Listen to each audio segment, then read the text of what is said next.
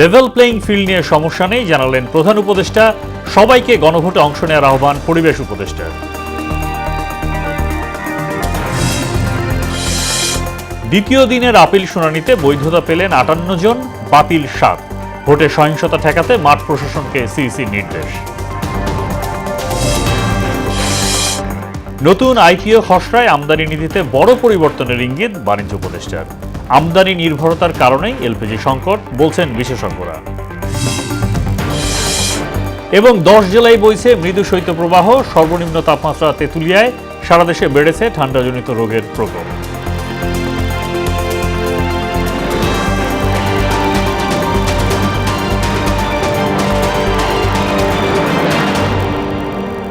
আসসালামু আলাইকুম, স্বাগত মোহনা সংবাদে। এতক্ষণ শুনছিলেন শিরোনাম, পুরো সংবাদের সঙ্গে আছি মোহাম্মদ সাইফুল ইসলাম খান।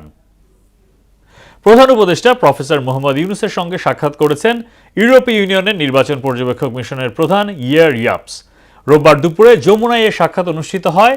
পরে ব্রিফিংয়ে প্রেস সচিব জানান, ইউরোপীয় ইউনিয়নের রাষ্ট্রদূত বলেছেন, ভোট খুবই গুরুত্বপূর্ণ, এর মাধ্যমে প্রয়োজনীয় রিফর্ম এজেন্ডা বাস্তবায়ন হবে। প্রধান উপদেষ্টা জানিয়েছেন, গণভোটে ভোটের জন্য অন্তর্বর্তী সরকার ক্যাম্পেইন করছে। মিশন প্রধান বলেছেন, তাদের মিশন এখন দেশের সর্বত্র ছড়িয়ে পড়বে। আজকে চিফ অ্যাডভাইজার যে একটা বড় ইলেকশন অবজারভার টিম পাঠাচ্ছে, কারণ বাংলাদেশে জন্য এই আসন্ন ইলেকশনটা হবে হিস্টোরিক। তাদের মতে এটা খুবই একটা হিস্টোরিক ইলেকশন। ইয়েস ভোটটা খুবই ইম্পর্টেন্ট, কারণ এর মাধ্যমে খুবই ইম্পর্টেন্ট এবং প্রয়োজনীয় রিফর্ম এজেন্ডা বাস্তবায়ন হবে। চিফ অ্যাডভাইজার বলেছেন, লেভেল প্লেইং ফিল্ড প্রত্যেকটি রাজনৈতিক দলের জন্য সমান থাকবে, এটা নিয়ে উনি কোনো সমস্যা দেখছেন না। সশস্ত্র বাহিনী সহ 16 বিভাগ সংস্থার সঙ্গে বৈঠক করেছে নির্বাচন কমিশন। এতে ভোটে সহিংসতা ঠেকাতে জোরালো ভূমিকা রাখতে মাঠ প্রশাসনকে নির্দেশ দেওয়া হয়েছে। এদিকে রিটার্নিং অফিসারের সিদ্ধান্তের বিরুদ্ধে দায়েরকৃত আপিলের শুনানিতে নিরপেক্ষতা রাখছে ইসি। রোববার শুনানির দ্বিতীয় দিনে অংশ নিয়ে এমন মন্তব্য করলেন জাতীয় পার্টির মহাসচিব শামীম হায়দার পাটোয়ারি। বলেন, রিটার্নিং কর্মকর্তারা ছোট ভুলের কারণে মনোনয়ন অবৈধ করলেও ইসি তা আমলে নিয়ে সঠিক সিদ্ধান্ত নিচ্ছে। এমআর আসাদের রিপোর্ট। আসন্ন ত্রয়োদশ জাতীয় সংসদ নির্বাচনের রিটার্নিং অফিসারের সিদ্ধান্তের বিরুদ্ধে দায়েরকৃত আপিলের ওপর তৃতীয় দিনের মতো শুনানি হয়েছে নির্বাচন কমিশনে। রবিবার 70টি আপিলের শুনানি করা হয়। শুনানির পর প্রার্থিতা ফিরে পেয়েছেন প্রায় 60 জন। এর মধ্যে রয়েছেন নাগরিক ঐক্যের সভাপতি মাহমুদুর রহমান মান্না। আর ইসি নামঞ্জুর করেছে 6 জনের আপিল। স্থগিত রয়েছে 60টি। যাচাই বাছাই করা হয় প্রার্থীদের বাদ দেবার জন্য নয়, বরঞ্চ তাদের কোনো ভুল ত্রুটি হলে সেটা সংশোধন করে যাতে তাদেরকে নির্বাচনী প্রক্রিয়ার মধ্যে রাখা যায়, এই জন্যে সংশোধন করবার সুযোগ অন দ্য স্পট আছে। ওনাকে নমিনেশন বাতিল করা হয়েছিল, তা আলহামদুলিল্লাহ আমরা ওনার ফিরে পেয়েছি। আমি এফিডেভিট নিয়ে এসেছিলাম এবং আমার যারা স্বাক্ষর দিয়েছে 1%-এ ওই ভোটাররা এসেছিল, তারা এসে বলেছে যে হ্যাঁ আমরাই স্বাক্ষর করেছি, যার কারণে নির্বাচন কমিশন সন্তুষ্ট হয়ে আমাদের আপিল মঞ্জুর করেছেন। এদিকে দলীয় প্রার্থীদের পক্ষে আইনজীবী হিসাবে শুনানিতে অংশ নিতে আসেন জাতীয় পার্টির মহাসচিব শামীম হায়দার পাটোয়ারি। এ সময় কমিশনের রায়ে সন্তোষ প্রকাশ করেন তিনি। বলেন, মপতন্ত্রে প্রভাবিত হয়ে রিটার্নিং অফিসাররা বেশিরভাগ মনোনয়নপত্র অবৈধ করেছেন। একটা লেভেল প্লেইং ফিল্ড প্রয়োজন। দেশে বর্তমানে আমরা বলবো কিছুটা বিএনপি জামাতের সরকার বিদ্যমান, কারণ তাদের লিস্ট অনুযায়ী প্রশাসন সাজানো হয়েছে। সেখান থেকে নিরপেক্ষতার সরকার, নিরপেক্ষতার প্রশাসন তো দেখাতে হবে, নির্বাচন কমিশনকেই দেখাতে হবে। নির্বাচন কমিশনের এখনই উচিত প্রশাসনকে রদবদল করা।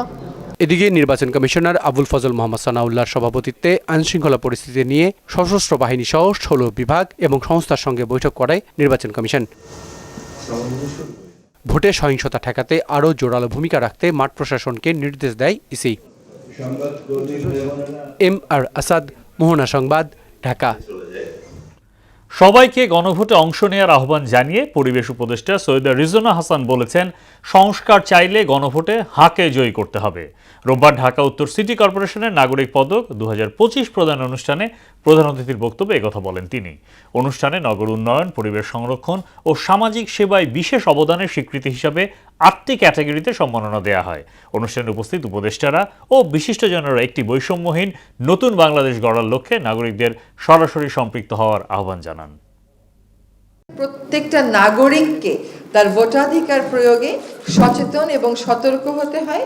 আপনাদের ভালো বুঝে আপনারা সাধারণ নির্বাচনে ভোট দেবেন, আর গণভোটে সংস্কারের যে প্রস্তাবনাগুলো আছে যদি সত্যি ক্ষমতার ভর শাসক গোষ্ঠীর কাছ থেকে জনগণের কাছে নিতে চান তাহলে সংস্কারের পক্ষে থাকবেন।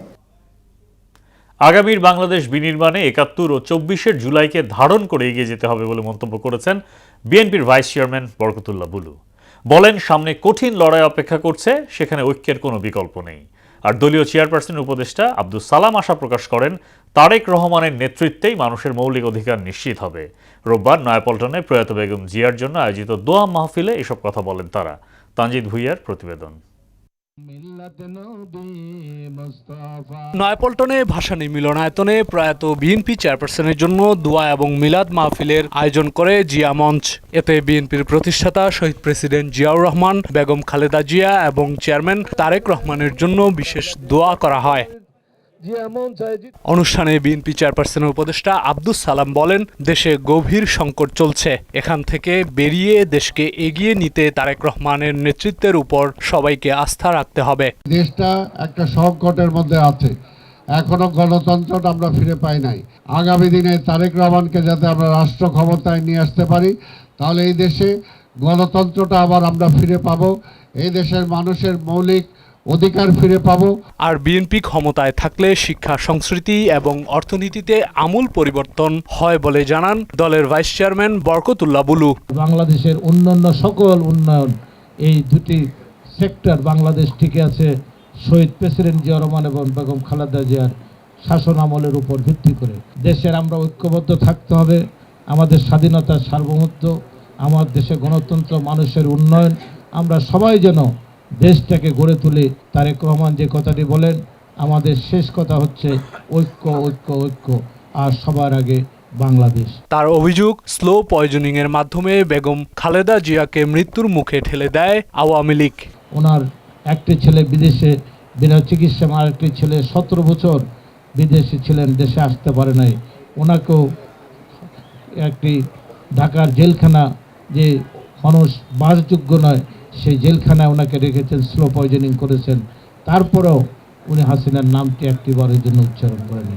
বিএনপি চেয়ারম্যান তারেক রহমানের সুদৃঢ় নেতৃত্বেই আগামীর সুন্দর বাংলাদেশ গড়ে উঠবে বলেও আশা জানান বরকতুল্লাহ বুলু। আগামী দিনে বাংলাদেশের শহীদ প্রেসিডেন্ট জিয়া রহমানের প্রতিচ্ছবি, বেগম খালেদা জিয়ার প্রতিচ্ছবি, তারেক রহমানকে প্রধানমন্ত্রী করতে হলে আমাদের ঐক্যবদ্ধভাবে যার যা কেউ যেখান থেকে আমাদেরকে কাজ করতে হবে। তানজিদ ভুইয়া, মোহনা সংবাদ, ঢাকা। শেখ হাসিনা ও আসাদুজ্জামান খান কামালের বিরুদ্ধে মানবতা বিরোধী অপরাধ মামলার এক রায় মৃত্যু কারাদণ্ডের সাজা বাড়িয়ে মৃত্যুদণ্ড চেয়ে করা আবেদন 2-1 দিনের মধ্যে শুনানির জন্য চেম্বার আদালতে যাবে। রোববার দুপুরে এক ব্রিফিংয়ে কথা জানান প্রসিকিউটর গাজী MH তামিম। এদিকে সজীব ওয়াজেদ জয় ও জুনায়েদ আহমেদ পলকের বিরুদ্ধে মামলায় অভিযোগ গঠনের পরবর্তী শুনানির জন্য 15 জানুয়ারি দিন ধার্য করেছেন ট্রাইব্যুনাল। সুরায় মুনির রিপোর্ট। 24 জুলাই অভ্যুত্থানে সংঘটিত মানবতাবিরোধী অপরাধ মামলার এক অভিযোগে ক্ষমতাচ্যুত প্রধানমন্ত্রী শেখ হাসিনা ও সাবেক স্বরাষ্ট্রমন্ত্রী আসাদুজ্জামান খান কামালকে আমৃত্যু কারাদণ্ড দেয়া হয়, তবে তা বাড়িয়ে মৃত্যুদণ্ড চেয়ে আপিল করে প্রসিকিউশন।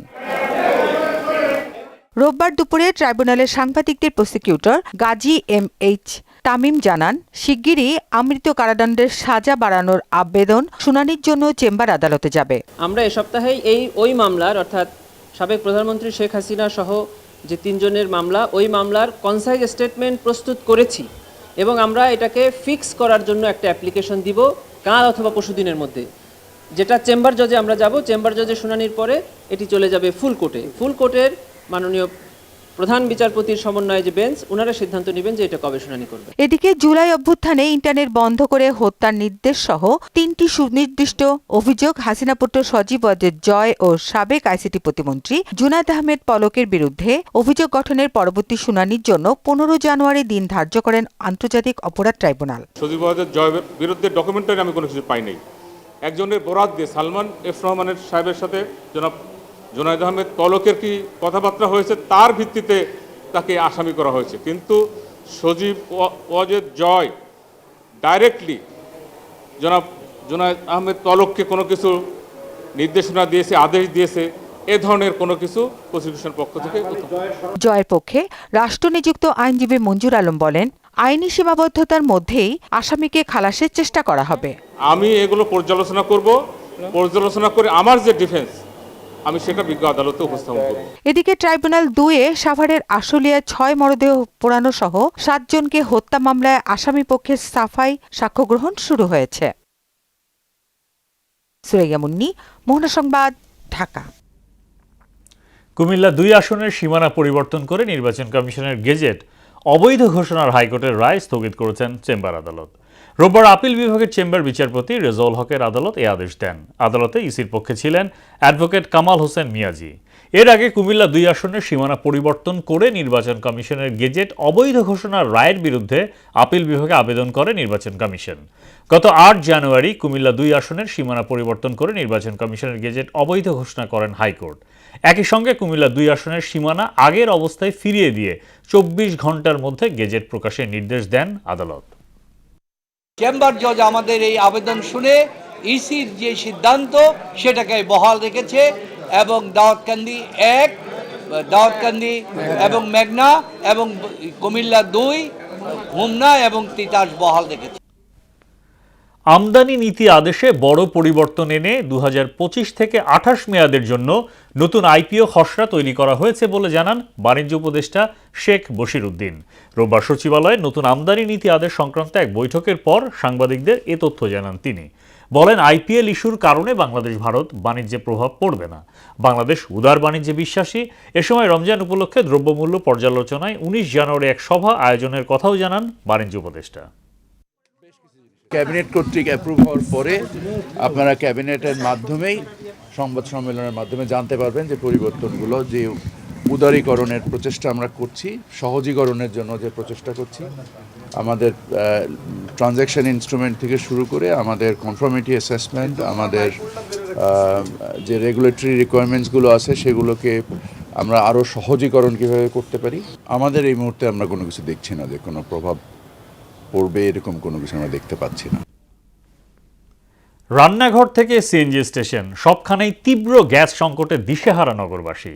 1300 টাকার এলপি গ্যাস সিলিন্ডার বিক্রি হচ্ছে দ্বিগুণ দামে। আবার এলপিজি সরবরাহ কম থাকায় বন্ধ হওয়ার উপক্রম সিএনজি স্টেশন।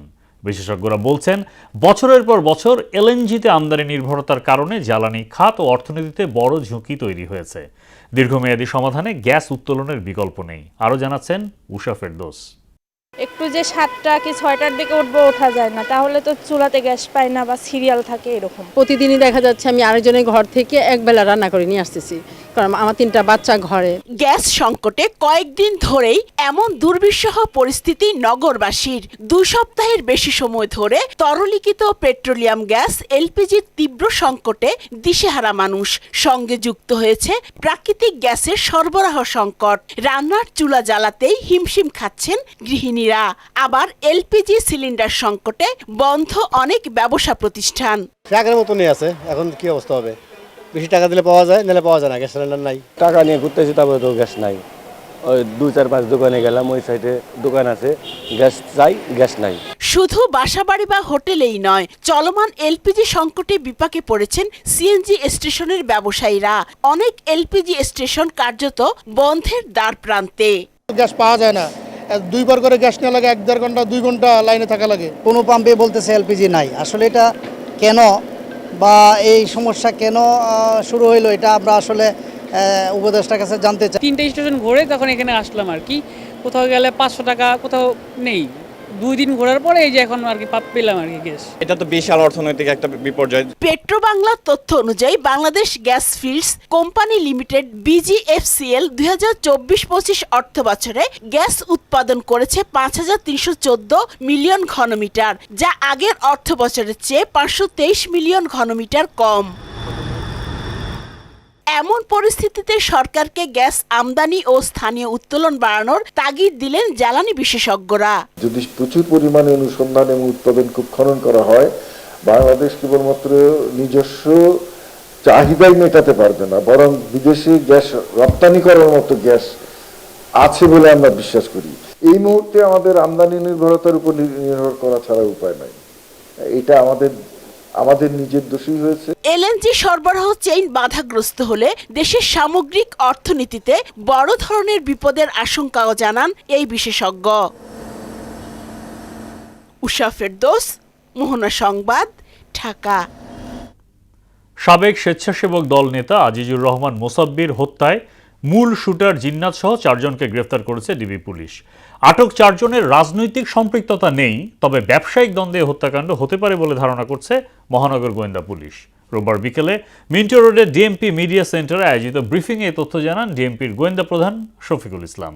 প্রাথমিক জিজ্ঞাসাবাদে তারা হত্যার কথা স্বীকার করেছে উল্লেখ করে তদন্তের স্বার্থে এখনই বিস্তারিত জানানো যাচ্ছে না বলেও মত দেন ডিবি প্রধান।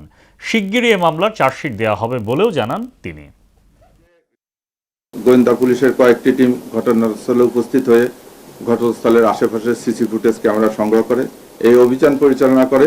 এই হত্যার সাথে সংশ্লিষ্ট 2 জন শুটারের একজন জিনাত পিতা আব্দুর রশিদ, তাকে গ্রেপ্তার করা হয়। ঘটনার মূল সমন্বয়কারী মোহাম্মদ বিল্লাল হোসেন পিতা শহীদুল্লাহ, তাকে গ্রেপ্তার করা হয়। পাশাপাশি শহীদুল্লাহর ভাই আব্দুল কাদির প্রাথমিক তদন্তে এবং আসামিরা জিজ্ঞাসাবাদে তারা এই ঘটনার সাথে সংশ্লিষ্ট আছে বলে তারা জানিয়েছে। বাংলাদেশের অভ্যন্তরে গুলি চালিয়েছে মিয়ানমারের সশস্ত্র গোষ্ঠী আরাকান আর্মি। এতে হুজাইফা সুলতানা আফনান নামে এক শিশু সহ 2 জন নিহত হয়েছে। রোববার সকালে বাংলাদেশ মিয়ানমার সীমান্তের টেকনাফ উপজেলার ওয়াইকং তেচ্ছি ব্রিজ এলাকায় এ ঘটনা ঘটে। এতে এলাকায় উত্তেজনা ও আতঙ্ক ছড়িয়ে পড়ে। এ ঘটনায় বিক্ষুব্ধ জনতা সড়ক অবরোধ করে বিক্ষোভ করছেন। বৃহস্পতিবার থেকে কক্সবাজারের টেকনাফের ওপারে মিয়ানমারের রাখাইনে থেমে থেমে চলছে গোলাগুলি।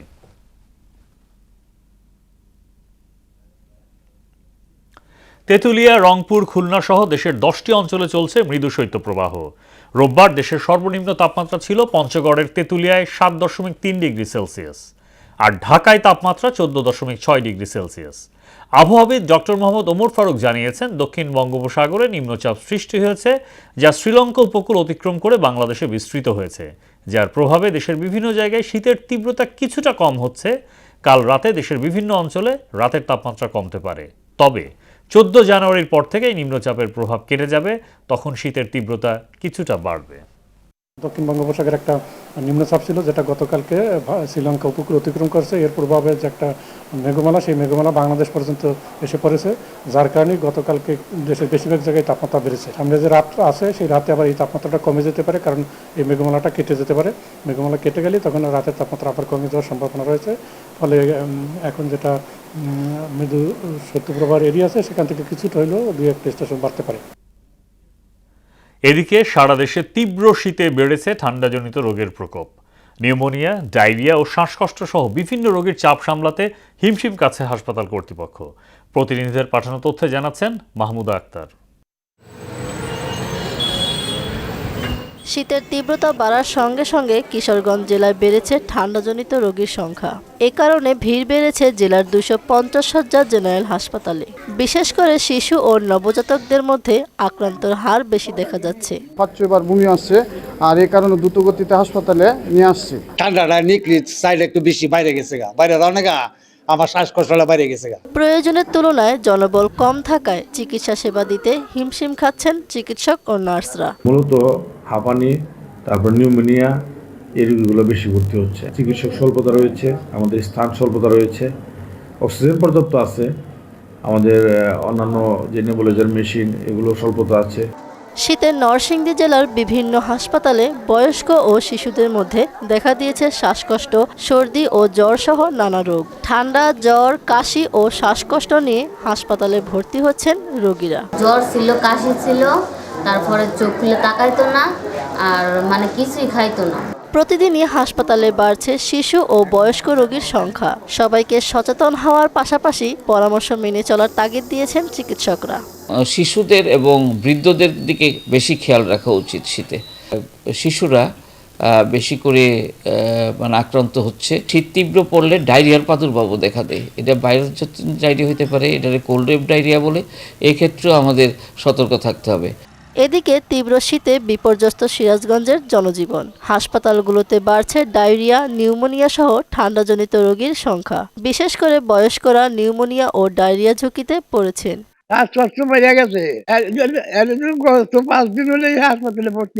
শীতকালে শিশু ও বয়স্কদের বাড়তি যত্ন নেওয়া, গরম পোশাক পরিধান, বিশুদ্ধ পানি পান এবং প্রয়োজন ছাড়া বাইরে না যাওয়ার পরামর্শ দিয়েছেন স্বাস্থ্য বিশেষজ্ঞরা। বয়স্করা বা শিশুরা তারা প্রয়োজন ছাড়া বের হবে না। মাহমুদা আক্তার, মোহনা সংবাদ। প্রাথমিক সহকারী শিক্ষক নিয়োগ পরীক্ষায় প্রশ্ন ফাঁস ও বিভিন্ন কেন্দ্রে নকলের অভিযোগে পরীক্ষা বাতিল করে তা পুনরায় গ্রহণের দাবি জানিয়েছে বাংলাদেশ ছাত্র অধিকার পরিষদ। রোববার ঢাকা বিশ্ববিদ্যালয়ে আয়োজিত এক ব্রিফিংয়ে সংগঠনটির সভাপতি নাজমুল হাসান, সাধারণ সম্পাদক সানাউল্লাহ হক ও ঢাকা বিশ্ববিদ্যালয় শাখার সাধারণ সম্পাদক মাহতাব ইসলাম এই দাবি জানান।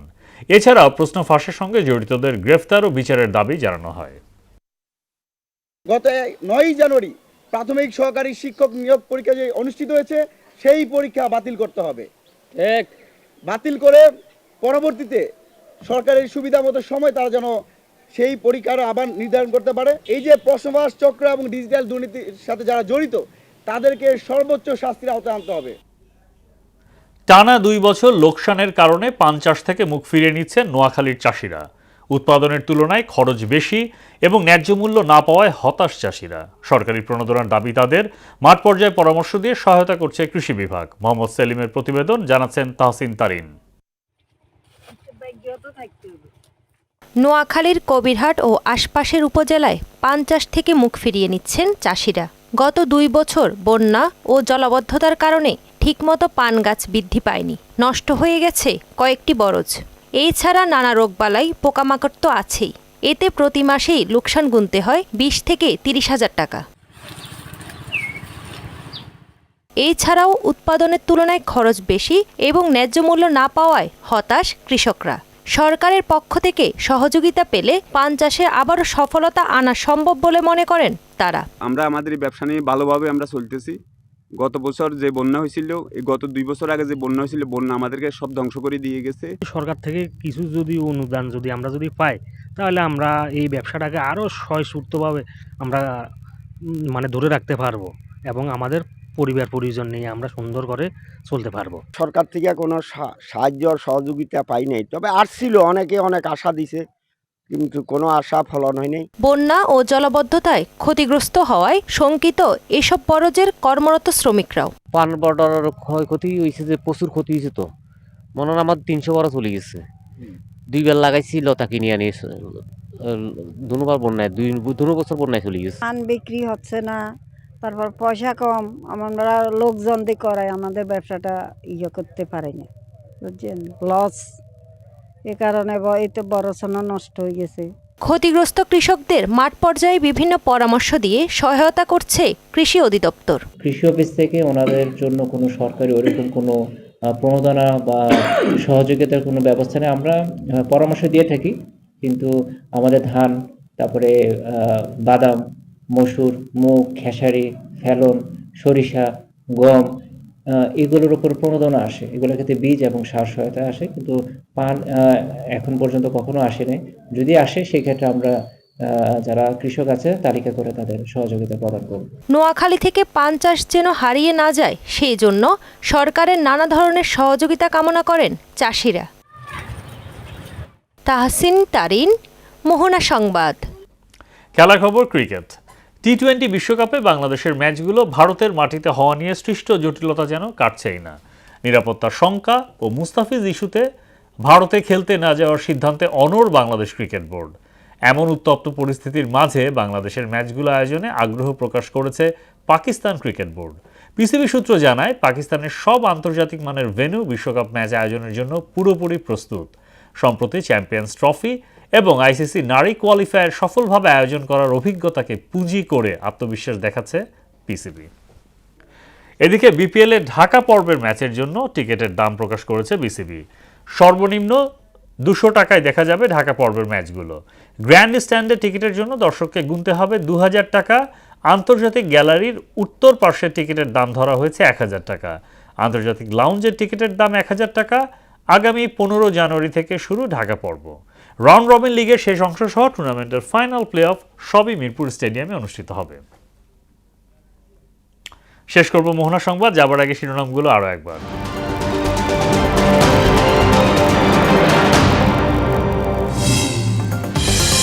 লেভেল প্লেইং ফিল্ড নিয়ে সমস্যা নেই জানালেন প্রধান উপদেষ্টা, সবাইকে গণভোটে অংশ নেওয়ার আহ্বান পরিবেশ উপদেষ্টা।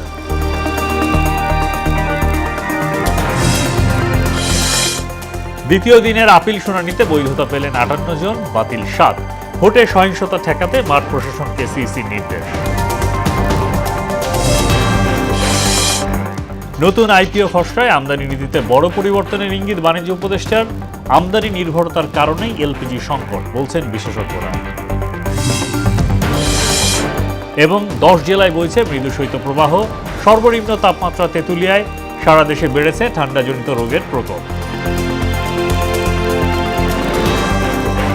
এই ছিল মোহনা সংবাদে। মোহনার সবশেষ খবর জানতে ভিজিট করুন www.mohana.tv। সংবাদ দেখতে পারেন ফেসবুক, ইউটিউবে। এতক্ষণ সঙ্গে থাকার জন্য ধন্যবাদ।